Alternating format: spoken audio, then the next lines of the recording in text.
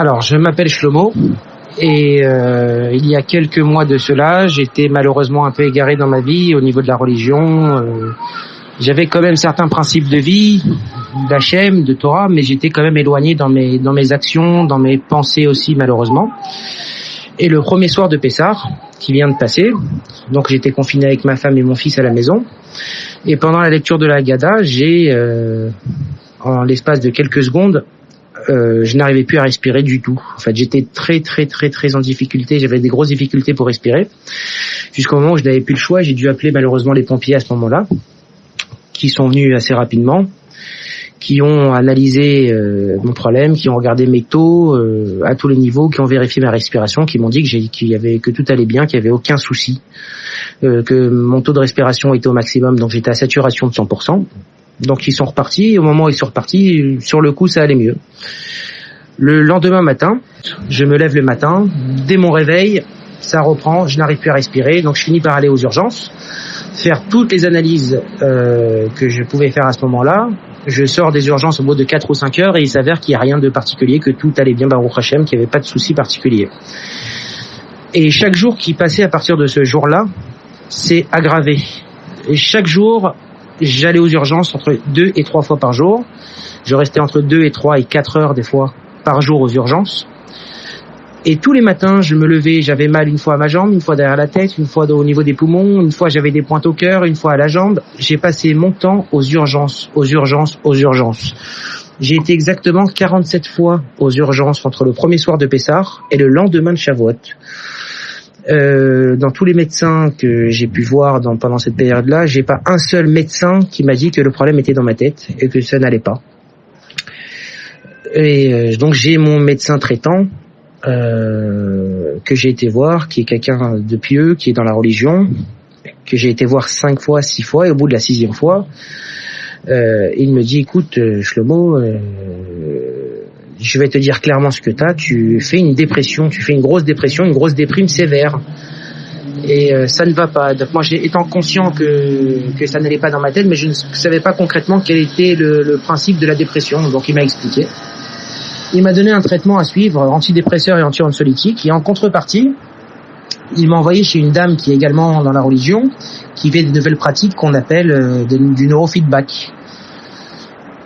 Et à partir de ce moment-là, mon état commence à s'aggraver. Je ne peux plus manger, je ne peux plus boire, je ne peux plus bouger. Je perds 11 kilos. Je suis à la limite de l'anémie. C'est ma femme qui me donne à manger dans la bouche, qui me donne du sucre pour me donner des forces. Je ne peux plus. Je suis dans un état de légumes, mais vraiment dans un état catastrophique. J'ai des idées noires, je pense carrément à me jeter par la fenêtre. Je veux dormir au parking parce que je veux être sûr d'être en bas et de pas... J'osais même plus aller au balcon de peur de monter sur une chaise et sauter par la fenêtre tellement que j'étais mal. J'ai été voir cette dame en question, j'ai fait une séance de neurofeedback. C'est des câbles qu'elle vous met sur la tête avec des écouteurs. Et en fait, ça travaille au niveau du cerveau. Bref, ça dure 33 minutes. Et soit vous met un film, soit vous met de la musique. Donc je fais une séance, 2 séances, 3 séances, 4 séances, mais ça va pas mieux. Mais la première fois où j'ai été la voir, elle m'a demandé la première question, qu'est-ce qui ne va pas? Et moi je ne me souviens pas, mais la première chose que je lui ai dit, c'est j'ai besoin de faire teshuva, j'ai besoin d'avoir Hachem dans ma vie. Et après j'ai pleuré pendant 2 heures. Et elle a noté ça.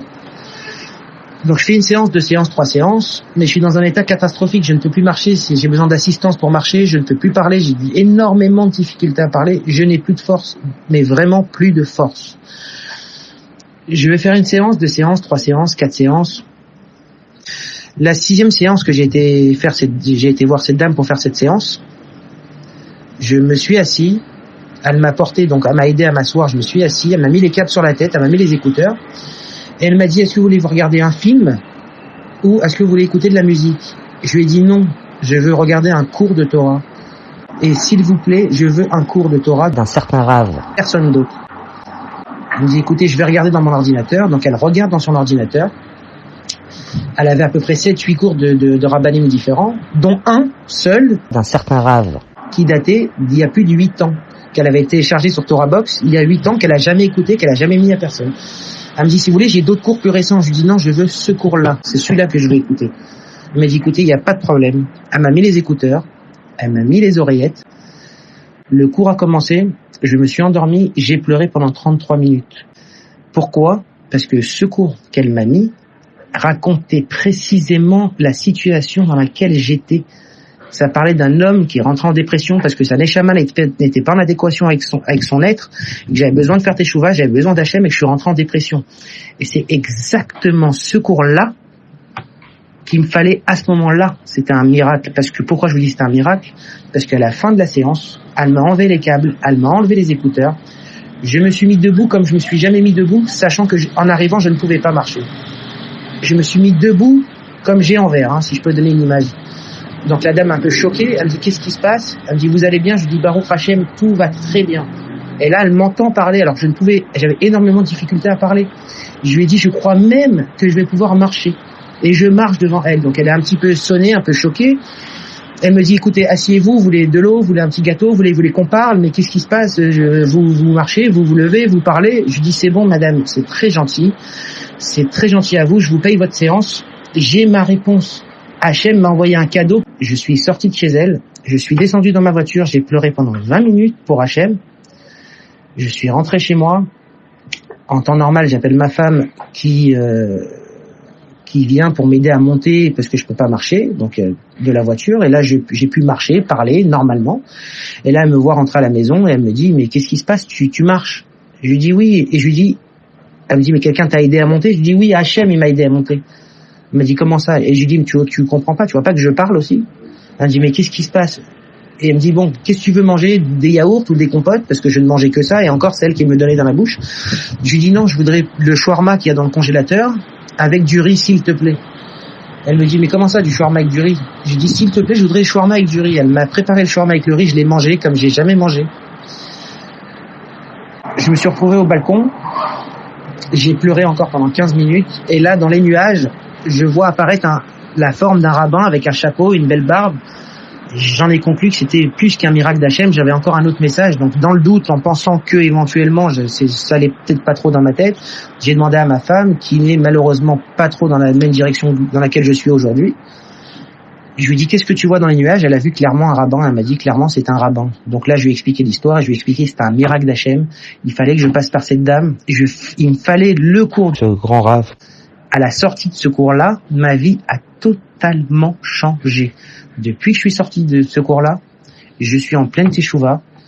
J'ai Hachem dans ma vie H24. Je fais mes prières le matin. J'ai un petit peu les larmes aux yeux parce que c'est tellement beau. Et voilà, c'est une histoire incroyable qui est réelle, que je vis tous les jours. J'ai contacté mon médecin qui m'avait donné le traitement à prendre. Je lui ai expliqué. Il m'a dit que non, c'est pas le traitement qu'il m'a donné qui t'a changé, c'est juste un cadeau d'Hachem. Et qu'il fallait que je diffuse cette histoire parce qu'elle est réelle, elle est vraie, elle est émette. Et ma vie n'est plus la même. J'ai totalement changé de vie. Je suis aujourd'hui avec la présence d'Hachem dans ma vie et je peux vous assurer que ça change énormément de choses. Voilà, et j'aimerais que vous diffusiez cette histoire parce qu'elle est réelle et elle est vraie. Et si ça peut aider d'autres personnes à faire tes choix dans leur vie, et ben voilà, je voulais vous en parler.